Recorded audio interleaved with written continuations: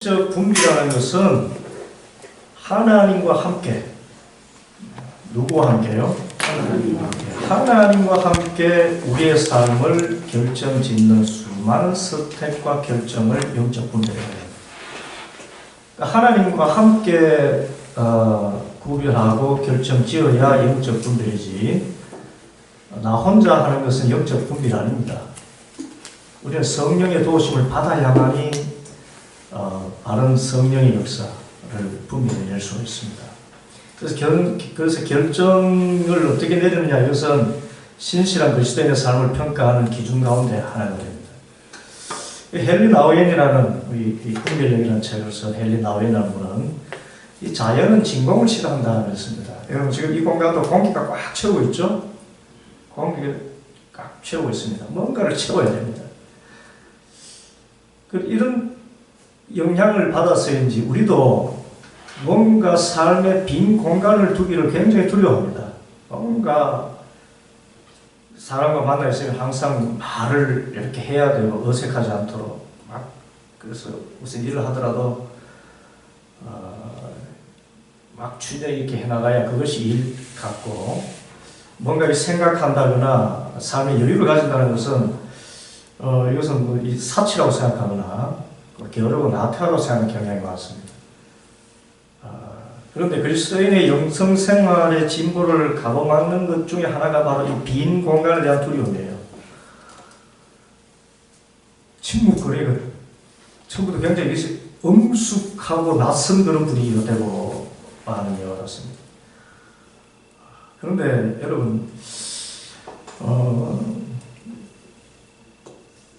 식당에 가서 그 두 사람 관계가 좀 불륜의 관계냐, 부부냐, 그 알아보는 방법이 있어요.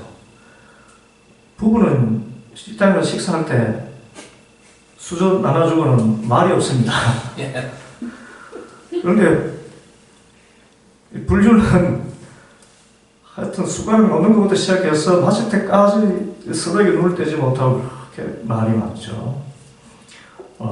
안 그런 얘도 많겠습니다만, 그래서 침묵이라는 것은 그만큼 깊은 사랑의 관계가 맺어졌다는 것을 이야기합니다. 그래서 또 깊은 사랑 관계를 맺어지게 하는 방편이 또한 침묵이기도 하고 그렇습니다. 영적 분별은 침묵을 통해서 이루어집니다. 여러분이 오순절 성령 운동에서 통성으로 부르짖어 기도하는 것과 묵상 기도하는 것의 그 차이를 말하기를, 통성 기도하는 것도 물론 중요한 기도지만 그 기도에 간과하기 쉬운 것 하나가 뭔가 하면 성숙이다, 그렇게 하겠습니다. 사람이 말씀을 통해서 성숙해지는 것, 예수님을 닮아가는 것은 대부분 묵상을 통했습니다. 깨달음을 통해서 성숙해가지, 내 소원 요구를 막 내어놓으면서 성숙해지지 않습니다. 하나님의 음성을 들어야 성숙해지지, 내 소리를 내놓아서 성숙해지는 것이 아니지요. 그래서 우리는 자신을 비우고 하나님으로 채울 수 있는 그런 공간, 침묵의 공간이 필요합니다. 성찰의 공간. 세 번째, 분별의 기본적인 의미는 구별입니다. 구별 같은 건데, 의사결정에 도움이 되는 충실한 식별을 분별이라고 합니다. 그러니까 의사를 결정하는데 도움이 되는 충실한 식별. 충실하다는 말은 완전하다는 말과는 좀 차이가 있습니다. 우리는 완전한 분별을 할 수 없어요. 우리가 계속 공부를 하겠지만, 어떤 의사 결정을 할 때 도움이 되는 아주 충실한 식별이 우리 분별이라고 이야기합니다. 그래서 구별에 앞서서 우리의 환경과 우리의 내적 반응 둘 다를 먼저 살펴보아야 됩니다. 의사 결정을 하기 위해서 환경적인 요소, 또 내면적인 요소, 마음, 감정, 또 이성, 또 이런 것들을 살펴봐야 됩니다. 그리고 무엇이 우리의 영성의 삶에 더 이바지하는지 판단해야 됩니다. 여기서 영성과 우리의 영성이라는 것은 결국 하나님과의 관계입니다. 자, 분별의 제일 중요한 초점이 하나님과의 관계예요. 내가 계획하는 것이 어떻게 하면 내게 가장 유익이 되느냐, 이것이 분별의 핵심이 아니고, 분별의 핵심은 이 모든 일을 결정해 나가는 과정 통해서 하나님과 얼마나 친밀해갔냐. 그래서 내 뜻과 내 계획대로 기도가 열매를 맺지 않아도 기도하는 시간은 복된 것입니다. 왜냐하면 하나님과 교제하는 시간이었기 때문에. 그래서 분별의 목적은 하나님과의 관계에 있습니다. 그래서 영적 분별을 실천한다는 것은 하나님께서 원하시는 것을 더 많이 선택하고 갈망하게 되는 것이고, 그것을 자신의 삶으로 응답하는 것을 의미합니다. 누가 원하시는군요? 하나님 원하시는 것. 이게 굉장히 중요합니다. 그래서 하나님께서 기뻐하시는 것에 나의 모든 이 소망과 마음을 내놓고 하나님이 원하시는 것을 더 많이 선택하기를 갈망하면서 바른 분별이 날 수 있습니다. 바른 분별. 하나님이 원하시는 걸 뜻대로 그것이 기도고 그 분별을 해야 됩니다. 다섯 번째, 영적 분별이 있다 하는 것은 뭔가 하면 자신이 행하는 모든 일에 매 순간 하나님의 부르심에 더 잘 응답하기 위해서 헌신하는 사람, 이 사람 영적 분별력이 있다 이렇게 합니다. 야, 저건 어떤가 이걸 막 알아차리는 그런 것보다 하나님의 부르심에 더 잘 응답하겠다. 그래서 그 하나님의 뜻을 아는 사람이 하나님의 뜻에 순종하고 헌신하는 것 보고 이 사람은 분별력이 있다 그렇게 합니다. 어떤 그 투시의 은사가 있다. 그게 분별력이 있다가 아니고 하나님의 뜻을 알았으면은 그 뜻에 순종하는 삶을 사는 것이 분별력 있는 삶입니다. 자, 그래서 이 책의 구성은요, 1부와 2부가 되어 있는 1부는 이론입니다. 2부는 그 실제적인 분별하는 그런 여러 요소들을 나오게 됩니다. 1부는 영적 분별하는 성경적인 어떤 배경, 그것을 하는데 1장에서는 영적인 분별이 무엇이고 성경 어디에서 분별에 대한 것을 찾을 수 있는가. 그리고 이 분별하기 위해서 하나님과 대화를 나눠야 되잖아요. 하나님은 우리와 대화를 나눌 수 있는가? 우리는 어떻게 하나님의 음성을 듣는가? 또 영적 분별에서 그럼 내가 할 일은 뭔가? 하나님의 음성을 듣는다고 할 때 어떻게 내 역할이 뭔가? 그래서 이제 의식 성찰을 통해서 분별 과정을 시작합니다. 좀 전에 어떤 그 의식 성찰 과정을 통해서 하나님의 임재를 기준해서 이렇게 분별 과정을 시작합니다. 그래서 우리 일상 중에 하나님이 어디서 활동하셨는지를 알아차리는 데 초점을 두면서 의식 성찰을 해나가면서 하나님의 음성을 듣는 깊은 자리로 나가게 됩니다. 2장에서는 영적 분별의 본질적인 성향인 영적 자유함, 여기 동그라미를 치십시오. 영적 분별의 본질이 뭐라고요? 영적 자유입니다. 영적 자유라는 것은 내 뜻과 내 계획이 아니더라도 하나님의 뜻이라면 그것이 가장 귀하고 따르겠습니다. 그때 자유가 와요. 나의 원도를 마시고 아버지의 원도를 하시옵소서. 영적 분별은 영적 자유함에서 시작해야 됩니다. 이 영적 초연함에서 오는 것입니다. 그래서 우리 지난 시간에 예수 마음기도를 할 때에 항상 그 구하고 찾고 두드리는 것이 하나님의 나라와 의를 먼저 구하게 되잖아요. 하나님 나라와 의를 먼저 구하게 된다는 것은 내 욕망과 욕심들은 제일 마지막 자리에서 이렇게 생각으로만 아르는 것입니다. 그것이 여러분 예수 기도에 나타나 있어요. 우리가 실습할 때 하겠습니다만은 제가 오늘 수도원에 갔더니 그 예수 기도의 어떤 기원을 새롭게 좀 조명을 해주었어요. 예수 기도, 살아계신 하나님의 아들 그리스도 주 예수님, 죄의 연제를 불쌍히 여겨 주옵소서. 이 기도죠. 이 기도는 이제 저 동방정교회라는 그리스 아토스 수도원에서부터 시작됐다고 합니다. 아토스 수도원은 이 참 지구상에 남자만 사는 데예요. 거기는 태어나는 사람은 없고 죽는 사람만 있습니다. 그런데 2000년 역사 동안 그 인구가 줄지 않고 계속 그 나라가 유대해요. 아토스 시입니다. 시국입니다. 바티칸처럼. 거기는 수도사들만 살아요. 그런데 아토스 이 수도사가 되기 위해서는 가서 견습 기간을 거치는데 기본적인 안내를 받은 다음에 견습을 하는 그 기간 동안에 이 한 손에는 성경을 쥐어주고 한 손에는 십자가를 쥐어줍니다. 그걸 가지고 동굴에 들어갑니다. 동굴에 들어가서 3년 동안 하루에 한 장씩의 이 말씀을 읽는 거예요.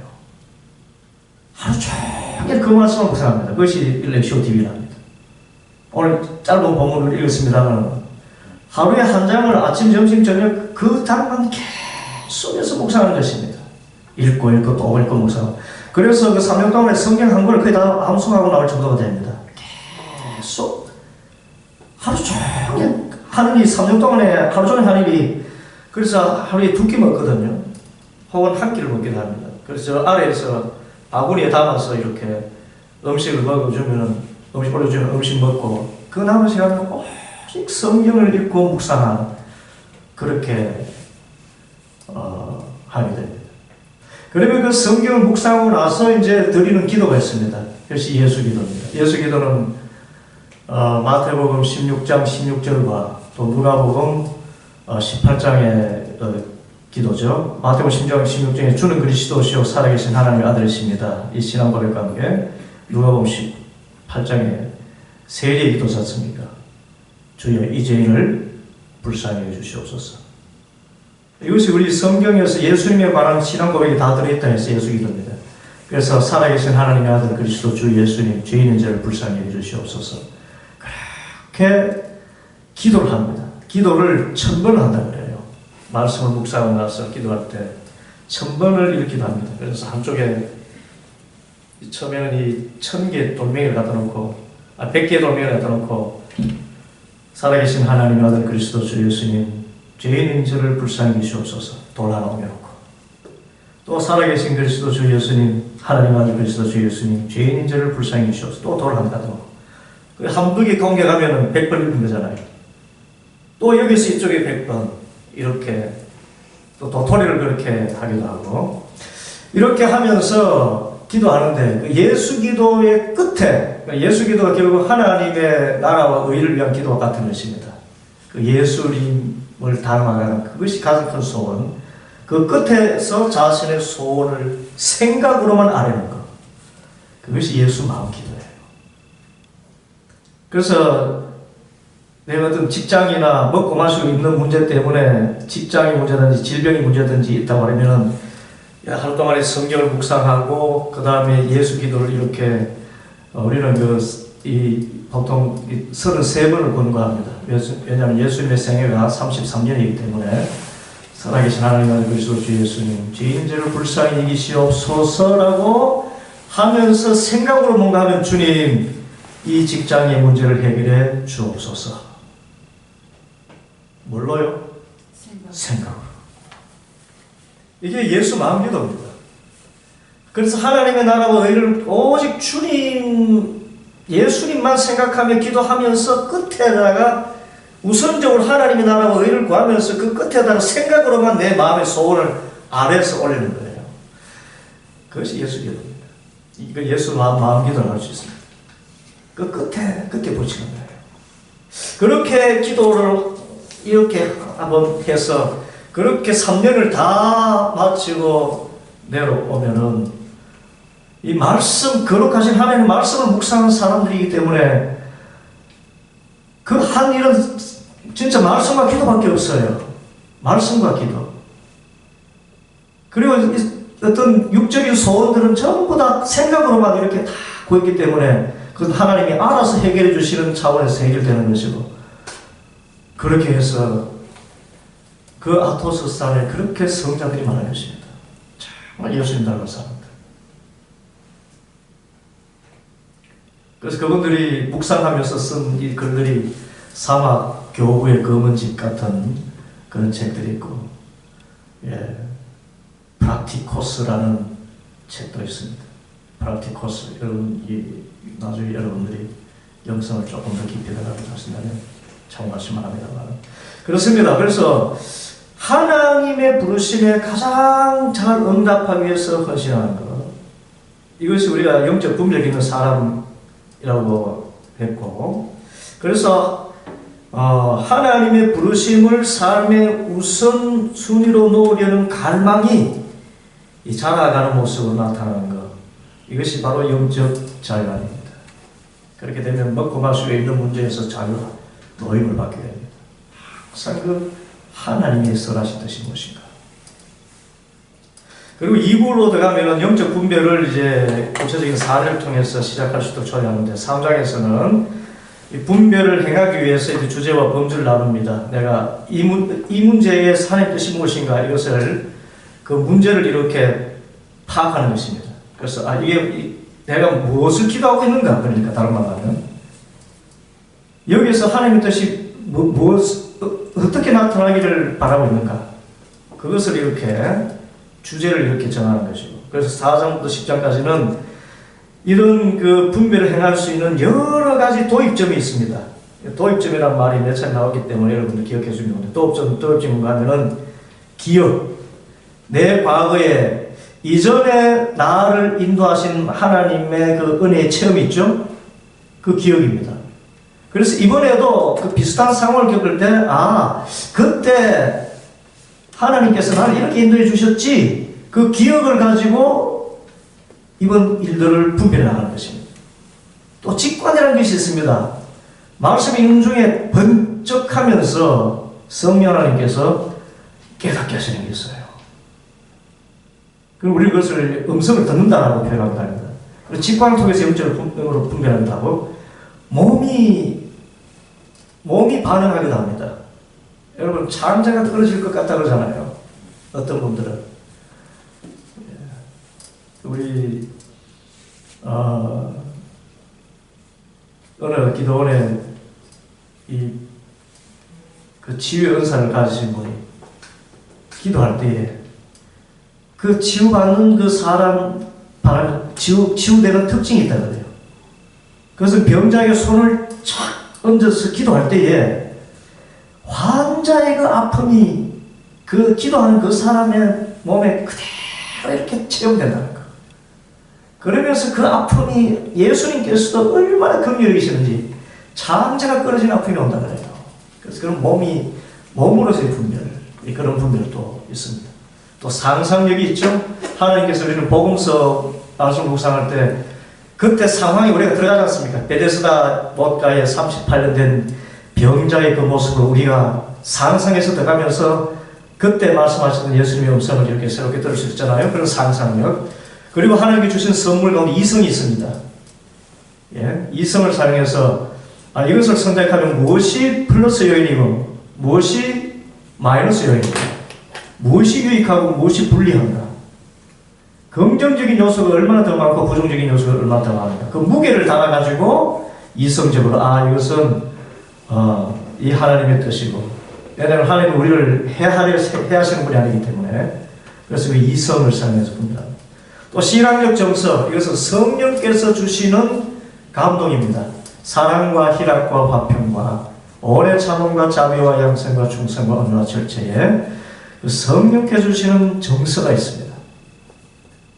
감정보다 더 깊은, 이것은 feeling이 아니고 affection이라고 그래요. 아주 깊은 정서를 이야기합니다. 깊은 정서. 성령께서 주시는 아주 뜨거워지는 마음, 사랑의 마음, 평강의 마음.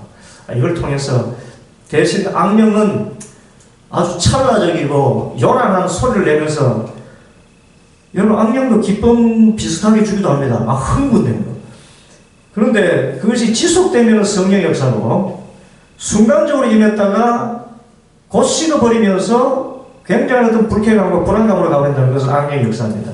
그런 식의 분별이 있습니다. 신앙적 감정을 통한 분별. 그리고 자연과 대화를 합니다. 자연 만물을 운행하시는 성이 하나님 계시기 때문에, 여러분 꽃과도 대화를 하고, 대화를 한다는 것은 그 꽃의 이면에 계시는 섭리하신 하나님을 바라보면서 이렇게 미시 세계로 들어가기도 하고 전체 거시 세계를 바라보기도 하면서 하나님의 음성을 분별하는 그런 시간이기도 합니다. 이런 7가지죠. 기억, 직관, 모험, 상상력, 이성, 신앙적 정서, 자연 7가지의 도입점을 사용해서 분별을 얻어가는 것입니다. 그런데 대부분 우리가 분별해야 할 일들이 아주 단순할 때는 이 가운데서 몇 가지만 가지고 분별할 수 있습니다. 그런데 중요한 일일수록 여기 나오는 7가지 전체를 다 사용해야 됩니다. 그리고 시간을 더 많이 들여야 됩니다. 그래서 중요한 일일수록 성급하게 결정 내려서는 안 돼요. 정말 신중하게 결정 내리는데 간단한 일은 이 가운데 하나, 두세 가지 정도를 이 도입점을 가지고 분별하지만 정말 중요한 일들은 하나님의 뜻이 무엇인가, 그것을 이 7가지를 가지고 결정을 해 나가는 것입니다. 그리고 11장에는 마지막 단계인 확정에 대해서 이야기하는데, 이 확정은 잠정적인 결정이 있고 또 기독교 전통이라는 지혜의 빛 안에서 이것은 분명한 하나님의 뜻이다 라고 하는 확정 단계가 있습니다. 이것을 우리가 순차적으로 살펴보고 있는데요. 이 분별을 해나가는 데 있어서 우리 개인적으로 이렇게 눈여겨봐야 될 관점들이 있습니다. 그래서 분별 여정에서 항상 우리가 물어야 될 질문, 어떻게 질문하죠? 하나님, 여기 당시 주님께서 원하시는 것이 무엇입니까? 이걸 물으면서 나가야 돼요. 하나님 원하시는 것이 무엇입니까? 이 사건을 통해서 하나님이 원하시는 것이 무엇입니까? 그래야 분별되지. 내가 이미 결정을 내려놓고 나는 이거 하고자 하는데 하나님 뜻은 뭡니까? 이래 물으면 그게 분별이 안 돼요.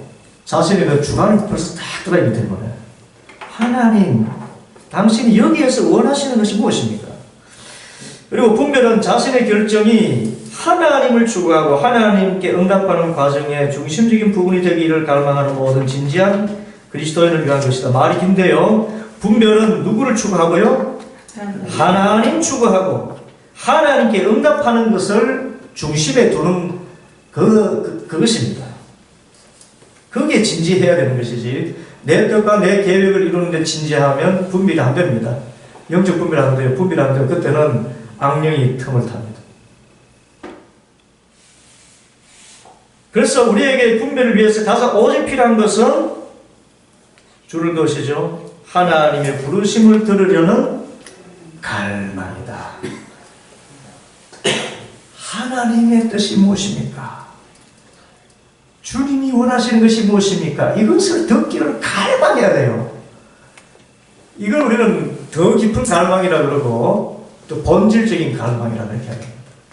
하나님이 원하시는 게 뭔가. 그래서 갈망을 이렇게 찾아 들어갑니다. 처음에는 이렇게 묵상하면서 의식성찰하면서 내가 바라는 게 뭐냐, A라는 직장, B라는 직장이 있는데 어느 직장을 선택할까, 이러시 보면 거기다가 가서 그냥 A 직장을 이렇게 이성적으로 판별해서 어느 것이 더 유익하다고 판별했다면, 그러면 A 직장에서 또 그 가운데서 어떤 갈망이 있는가, 그래서 찾아 들어가다 보면은 본질적인 갈망에 다다르게 됩니다. 그래서 결국 하나님을 만나고자 하는 갈망이고, 이 결정에 하나님의 음성이 무엇인가 들으려는 갈망, 그 갈망임을 발견하게 돼요. 그런데 처음부터 하나님의 부르심을 들으려는 갈망을 시작하면 충분하다. 분별의 일들이 순종에 이루어집니다. 우리가 영적인 자유함을 구하면, 그리고 영적 자유함이라는 것은 하나님의 뜻을 중심에 두는 이야기입니다. 그것을 구하면 하나님께서는 우리가 그 안에서 잘할 수 있도록 도우시고, 또 특정한 상황에서 무엇이 더 나은지를 찾으면 하나님 그 찾는 과정에서 우리를 만나주십니다. 그래서 영적 자유를 가지고 분별을 시작해야 됩니다. 주님 들어주셔야 돼요. 영적 분별 안 됩니다. 이미 자신이 결정한 거예요. 하나님이 도구로서 사용되어 달라는 그런 어떤 간청이라 할까요? 협박이라 할까요? 그런데 하나님의 뜻이 무엇인가를 갈망하면서, 그리고 생각으로, 마지막에 생각으로 아버지 제 뜻을 이것이 이렇게 붙일 때에 하나님 나라의 빛 안에서 그것이 하나님의 뜻에 합당하면 그것이 온전히 내 마음속에 선한 의지로 다가오면서 이루어지게 됩니다. 자, 분별의 과정 따르기인데요. 분별의 과정을 따르기 위해서 이제 개인과 공동체가 나눠볼 수가 있습니다. 그래서 이 영적 분별의 길 조금 이렇게 좀 어려운 책이지만 여러분들이 좀 제대로 분별하기 위해서 이 교재를 좀 탐독하시면 좋겠어요. 이것을 개인 피정의 안내로 이렇게 여기시기 바랍니다. 여기는 단순히 영적인 어떤 식별 문제뿐만 아니라 하나님을 만나는 여러 그 영성 훈련이 함께 포함되어 있습니다. 그래서 여기 나오는 실습 과제가 한 20여 가지 되는데, 그래서 각 과마다 한 가지, 많게는 3가지 정도의 이 실습이 있어요. 그래서 그 실습은 다 아주 쉬운 것입니다. 그걸 제가 여러분들에게 별지로 나눠드리기도 하겠습니다만은, 이 안에 실습하게 되는 그 내용을 잘 설명해 놨습니다. 그 실습을 잘 따라가야 됩니다. 그리고 도입 기도 수련은 이 책의 심장이다 했는데, 도입 기도 수련이 뭔가 하면은 아까 기억이 있었고 또 무엇이었습니까? 기억이 있고 직관도 있고 몸도 있고 상상력도 있고 여러 가지 있죠, 그죠? 그런 주제에서 제일 먼저 시행하는 그런 실습이 있어요. 영적 분별을 위한. 그리고 이것의 심장이기 때문에 꾸준하게 분별하고 그것을 일찍 기록해나가는 습관을 하게 되면 우리가 참 분별 있는 사람으로 생각이 됩니다. 그리고 영적 분별은요, 개인보다는 공동체 안에서 더 깊이 자라나요. 결국은 영적 지도가 따라줘야 됩니다. 서로가 나누는 과정에서 하나님의 뜻이 더 분명해져요. 그 공동체 분별이 뒤에 나와 있습니다만, 직관에 표현해가면 공동체 분별이 나옵니다만, 그래서 이렇게 내가 스스로 결정하기보다 이렇게 영혼의 우리 친구들, 이렇게 같은 분별 과정에 함께 참여하는 이 영혼의 친구들이 자신의 문제를 나누고 하는 중에 서로를 위해서 기도하는 가운데 이 바른 분별할 수가 있게 됩니다. 4번째, 각 수련에서 영적 자유함을 누리기를 수 있기를 구하라. 뭘 구하라고요? 영적 자유함. 영적 자유함이 어디서 왔다고요? 나의 원으로 하시고 아버지의 원으로 하옵소서. 조용하면서 indifference. 조용하면서. 그리고 시간을 충분히 가지고 분별해야 됩니다. 급하게 하면 사단이 우리를 넘어뜨리는 수단 가운데 하나가 조급하는 겁니다. 빨리 성공을 내고 그러다가 잘못된 일이 나왔습니다. 그래서 충분한 시간을 가지고, 분별은 삶의 방식입니다. 삶의 방식. 분별은 과정이 더 중요해요. 과정이 바르지 못하면 결코 바른 분별할 수 없습니다. 바늘을 허리에 내어가지고는 사용할 수 없습니다. 눈이 흐려서 귀가 작을수록 아주 신중하게, 경상도 말로 전자가지고 이렇게 구멍을 전준단 말로 모릅니까? 조준한다는 뜻입니다. 그렇게 해놔야 됩니다. 그리고 분별 과정을 스스로 통제를 하는데 어떤 내용을 나눌 때 있어가지고 어느 정도를 개방할 것인가. 나눈다고 해서 100% 이야기하고 나서 도리어 시험에 빠지는 경우가 많아요. 그래서 영적인 분별할 때는 신뢰할 만한 이런 이야기를 해서 정말 기도하면서 내 문제를 하나님께 함께 알려줄 수 있는 그런 분들에게 그것도 정말 신중하게 개방하는 것입니다. 그 이야기하는 것이고요. 그래서 안정감이 확보되지 않으면은 더 이상 이렇게 나가면 안 됩니다. 안정감. 그래서 각 단계마다, 각 요소마다 이렇게 분별할 때에 신호가 뭔가 하면 평안입니다. 평안이 있어야 그 분별이 바르게 이루어지지, 계속 불안하다면 그 분별이 온전히 이루어진 것이 아닙니다. 그래서 영적 실망이라고 하는데, 영적 실망의 단계가 아닌 영적 위안의 단계에서 결정해 나가야 됩니다. 이 결정의 제1원칙이라고 우리 오던 스미스가 이 분별의 기술에서 다른 거 다 잊어버려도 그걸 잊어버리지 마라. 마음이 복잡하고 분노가 있고 감정이 상해 있고 막 그럴 때는 절대로 결정하지 말아라. 화가 나 있을 때 그래 이렇게 합시다. 결정하지 말라는 거예요. 그 100% 후회를 합니다. 마음에 평정심이 있을 때 그 문제를 객관적으로 볼 수 있을 때만 결정을 해요. 이 책에서 그거 하나 던지면 돼요. 그거 하나 던지면 됩니다. 이 분별의 기술을 읽어보시죠. 예, 그리고 그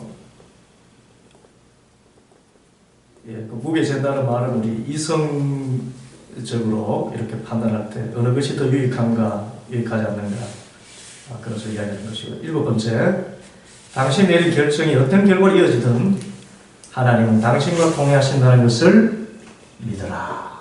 이거 빨간 걸로 줄을 치시면 좋습니다. 여러분, 우리 분별이 완전할 수가 있다 했습니까? 어땠습니까? 완전하지 못합니다. 항상 뭔가 아쉬움이 남는, 이것이다 싶어가지고 결혼했지 않습니까? 이 사람이다! 그런 거 아니거든요. 전생연분이다. 시간이 가야 전생연분이 되지. 그 처음에 얼마나 삐걱삐걱거렸나고요. 저만 그랬는지 모르지만. 그래서 우리가 결정할 때 이것이 정말 영적인 위안을 주는 정말 아름답고 바른 선택이고 하나님의 영광에 돌려짐과 함께 내게도 유익이 되고 모든 사람이 유익이 되는 바른 선택이었구나. 정말 감사할 수도 있고, 왜 내가 이렇게 선택했는가? 나는 선택한다고 했는데 왜 이렇게밖에 못했는가? 그것은 앞에 7가지 우리를 몰랐기 때문에 그래요. 7가지 분별 요소들을 도입점을 몰랐기 때문에 그렇습니다. 그래서 지금 영적 식별에 이 자리에 있는 여러분들은 참 복 있는 분들이에요. 앞으로 결정할 때 이 7가지 요소들을 다 이렇게 고려하면서 최선의 선택을 할 수 있기 때문에. 하나님에 대한 우리가 오해가 얼마나 많은 줄 압니까? 선택할 때 보면 하나님을 잘못 믿어가지고 정말 하나님 뜻이 아닌데 하나님 뜻인 줄 알고 율법적이며 자기 학대하는 그런 결정을 내릴 때 얼마나 많은지 몰라요. 그러나 그런 결정을 내렸다 하더라도 하나님은 나와 동행하신다. 그러니까 바로 그때부터 다시 시작하면 된다.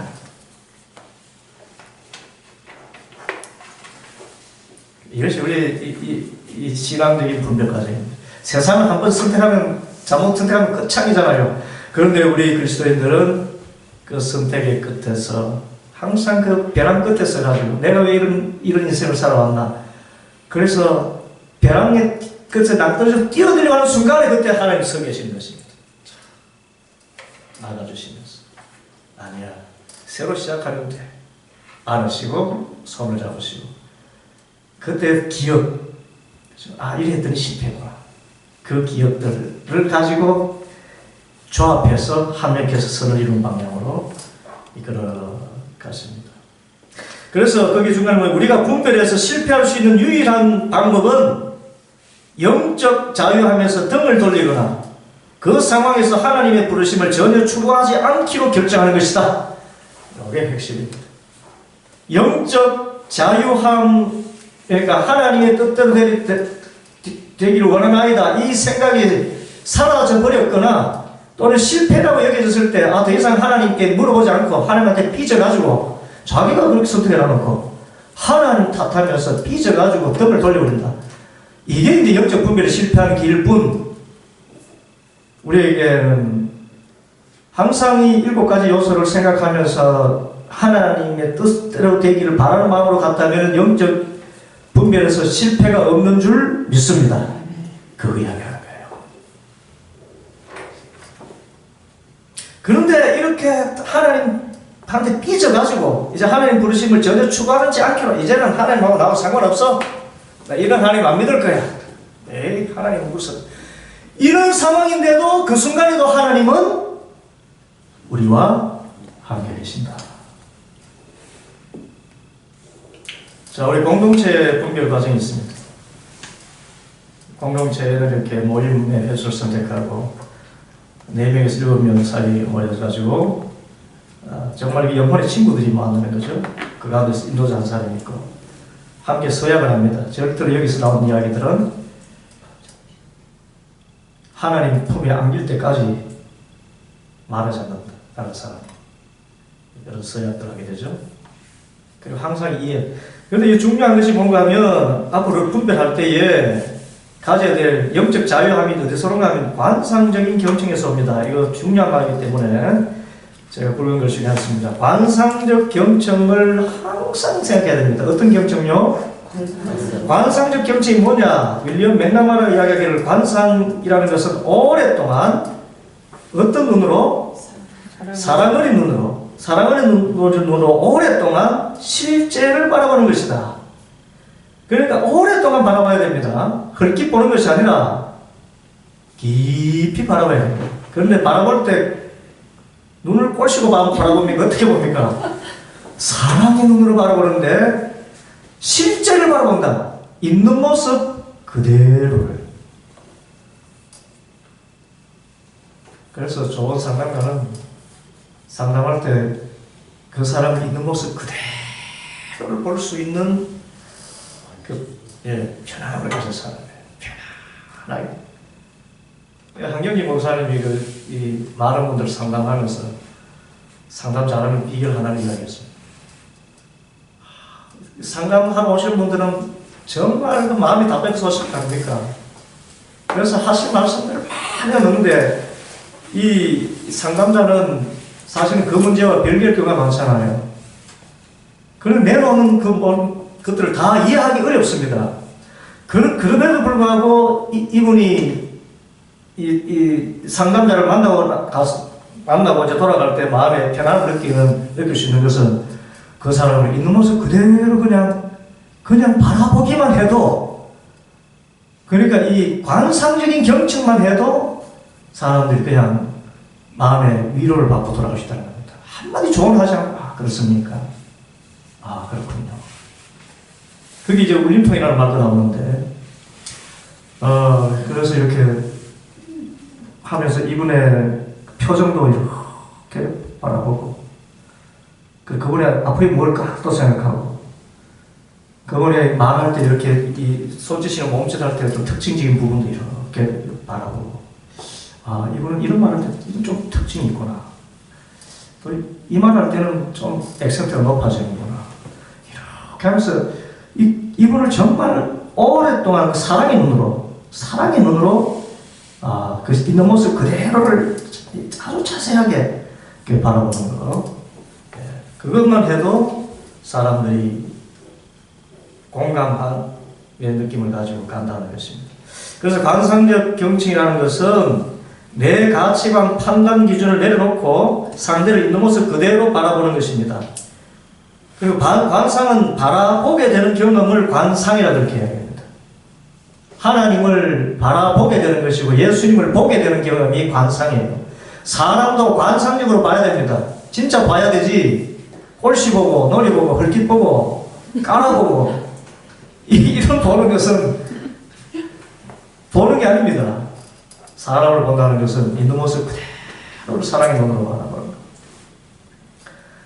것. 그리고 관상적 경청은 당신 앞에 있는 바로 그 사람에게 온몸으로 자신의 사랑의 모습을 가져다 주는 것입니다. 상대가 사랑을 느끼게 하는 것. 저분은 나를 사랑하는구나. 저분은 나를 정말 이해하려고 하시는구나. 나를 사랑하는구나. 그것만 탁 부딪히게 되면요, 뭐 좋은 충고 필요 없습니다. 그 자체로 그저 위로를 받았어. 상담을 오는 사람은 사실 자신의 답을 다 가지고 와요. 그리고 상담하면 듣고 싶은 말을 듣고 가려고 합니다. 그래서 듣고 싶은 말이라는 것은 결국 자기가 하는 말인데 그 자기가 하는 말에 우리가 흔히 하는 말로 맞장구 쳐주는 거. 그게 아주 훌륭한 상담가예요. 가르치려 하면은 결코 영향력을 줄 수 없습니다. 두 번째, 관로 묶기라고 하는데, 관상적인 저는. 관로 묶는다. 그것은 오직 상대방에게만 집중하는 것입니다. 상담하면서 자기 문제 때문에 난 이런 문제가 많은데 사람하고 상담한다. 그래서 이 영성 지도자는요, 이 자기 문제를 정말 하나님 앞에 온전히 내어 맡기고 항상 해결받은 자세로 사람을 대해야만이 문제를 해결할 수 있어요.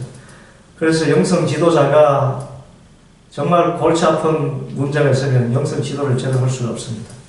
관로 묶기가 안 되기 때문에 항상 이 자신의 문제가 아직도 해결되지 않았기 때문에 문제를 가지고 있는 사람에게 울림통이 되줄 수가 없어요. 그래서 그렇지만 우리가 바르게 우리 분별하기 위해서는 관로 묶기를 해야 됩니다. 상대방에게 전적으로 집중하기 위해서 자기 자신을 옆으로 비켜두는 것입니다. 자신의 현재나 과거의 경험이 마음에 떠오르면은 그것을 뒤로 제쳐줍니다. 나 지금 이 사람에게 집중해야 돼. 신방 가서 하는 그 사람에게만 집중하는 것입니다. 자기의 문제를 또 잊어버려야 돼요. 그때만큼은. 특별히 목회자들이 지금 이 관로 묶기를 잘해야 됩니다. 자기 문제는 그 순간만큼은 어떤 지금 막 죽을 문제가 있더라도 뒤로 제쳐놔야 됩니다. 뒤로 제쳐놓고 지금 내 앞에서 상담하는 그 사람에게 집중하는 것, 그 관로 묶기를 해야 됩니다. 세 번째, 관상적인 반응을 할 수 있어야 돼요. 관상적인 반응이라는 것은 그분이 하는 말의 핵심을 찾아서 울림통이 되어주는 것입니다. 미러링이라고 하기도 합니다. 거울에 대해서 반사시켜주는 거예요. 그래요? 그 말씀이군요. 그것 때문에 속이 상하셨군요. 그래요. 그래서 이런 말을 합니다. 나는 선생님이 또는 집사님이 이렇게 말하는 것처럼 들립니다. 맞습니까? 그분이 하는 말의 그 의도를, 그런데 그분이 하는 말의 지금 분별의 문제를 가지고 와서 이렇게 상담할 때 그분이 말하는 의도를 파악하는 것은 말을 따라가는 것이 아니라 감정을 따라가는 거예요. 이분이 어느 때 감정이 고조되고 어느 때 감정이 우울해지는가, 그리고 어느 때 어떤 그 표정이 이렇게 부정적인 표정이 나타나고 어느 때 아주 긍정적인 표정이 나타나는가. 말이라는 건 합리적인 이성으로 이렇게 따라가는 것이 아니라 이분이 가지고 있는 감정과 욕구가 무엇인가 알아차리는 것. 이게 제일 중요해요. 감정과 욕구. 그래서 저는 우리 집사님이 이러한 마음을 갖고 있는 것처럼 제가 생각이 들었습니다. 느낌이 들었습니다. 계속 이렇게 말씀하실 때 어느 대목에 가서 이렇게 격렬하게 이렇게 주먹을 불끈 쥐시는 걸 보니 이 부분에 있어서 좀 여러 가지로 힘겨운 일이 있으신가 봐요. 라고 한다든지. 이 관상적인 반응입니다. 그래서 우리가 영성 일기 쓸 때도 아멘 많이 눌러주고 댓글 눌러주고 바로 그거예요. 그래야 일기를 계속 쓰지. 그런데 그게 없어도 꿋꿋하게 쓰시는 분도 있더라고요. 얼마나 대단하신 분인지. 두 분이 하더라도 서로 아멘 눌러주고 공감 이렇게 이모티콘 올리고. 이 관상적 경청의 핵심이 있습니다. 관상적 경청, 그러니까 사람을 진짜 보는 거죠. 제대로 보는 것의 핵심은 지금 영분부를 위해서 다가온 이 피지도자가 누구를 알아차리도록? 하나님을 알아차리도록. 이것이 세상 상담과 구별되는 것입니다. 사상의 상담은 공감적인 경청이라고 그래요. 공감하고 이해합니다. 공감적 경청의 핵심은요, 사람이 자기 자신의 문제를 알아차리는 거예요. 그런데 관상적 경청은 이런 대화를 통해서 그 사람이 하나님을 만나게 하는 거예요. 그래서 나는 철저히 하나님과의 중재자로서서 하나님의 사랑의 모습을 대신해서 비춰주고 하나님이 이렇게 당신을 따뜻하게 이렇게 맞아주시고 모든 문제를 하십니다라는 것을 이렇게 이해합니다. 공감합니다. 이렇게 하면서 이렇게 나를 통해서 하나님을 중재시켜주는 거예요. 내가 문제를 해결해 주는 것도 그렇지 아니고 그분이 또 자기 스스로가 문제 자기를 알아채는 것이 아니라 하나님이 나를 사랑하시고 하나님이 내 문제를 바라보고 계시는구나. 이것을 알아차리도록 하는 것이 영성 지도입니다. 그래서 기독교 일반 상담과 본질적으로 구별되는 것이 바로 하나님을 알아차리도록 돕는 것입니다. 마지막으로 분별할 때는 항상 성령님의 임재를 기도해야 됩니다. 누구의 임재요? 성령 하나님의 임재. 성령 하나님. 성령 하나님. 말씀도 성령 하나님 기록하셨고 하나님은 성령으로 지금 임하고 계시기 때문에 오소서 성령님, 주님의 신실한 자들의 가슴을 채워주소서. 우리 안에 주님의 사랑의 불을 붙이소서. 주님의 영을 보내시옵소서. 그러면 우리가 창조되고 그리고 주님은 이 땅의 얼굴을 새롭게 하실 것입니다.